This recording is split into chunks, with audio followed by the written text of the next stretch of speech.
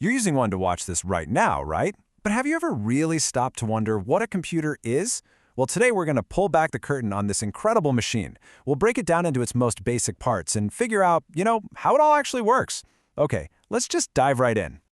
I mean, seriously, think about it for a sec. You click your mouse, you type a few keys, you hit play on a video, and magic. It just happens. But here's the thing, it's not magic at all. It's actually a super clear, logical process. And by the end of this, I promise, you're going to understand that process from beginning to end. So when you strip everything else away, this is what a computer is. It's an electronic machine that does three things. It takes in data, we call that input. It works on that data, that's the processing part. And then it gives you a result, and that's the output. That is the core loop of everything we're about to explore. This right here, this is the entire journey.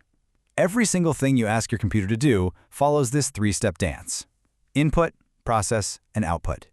You tell it what to do, it does some thinking, and then it shows you what it did.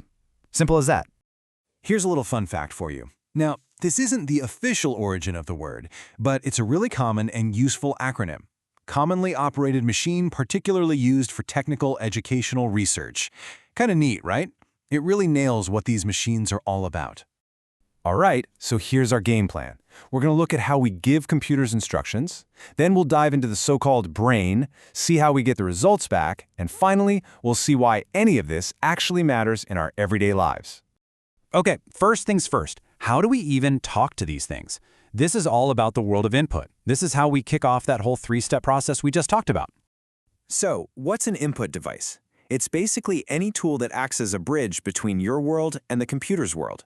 It's how you talk to the machine, how you give it the commands and the data it needs to actually do something useful for you. And you use these all the time without even thinking about it. Obviously, your keyboard and mouse are the big ones for giving direct instructions. But a scanner? That's an input device too. It takes a physical photo and turns it into digital information. Same with your microphone or your webcam. They're sending your voice and your image into the computer. All right, so our instruction is in the system. Where does it go? It goes to the most important part of the whole machine for that processing step. We are talking about the brain of the operation, the central processing unit, or the CPU. And you know what? That's the perfect way to think about it. Just like your brain controls every single thing you do, the CPU is the command center for the computer. It handles and processes absolutely everything, from opening a program to playing a game. So how does this brain actually think? Well, it's really got three key parts working together.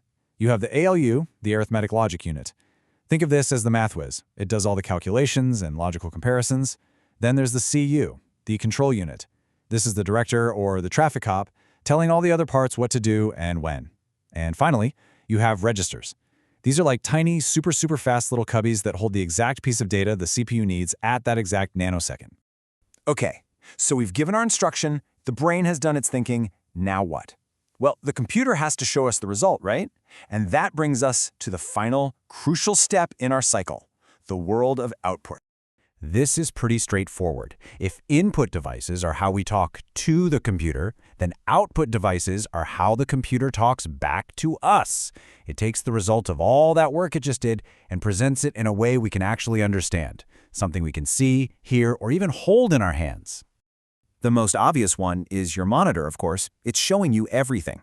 But a printer is also an output device. It's creating a physical copy. When you hear music from speakers or headphones, that's audio output.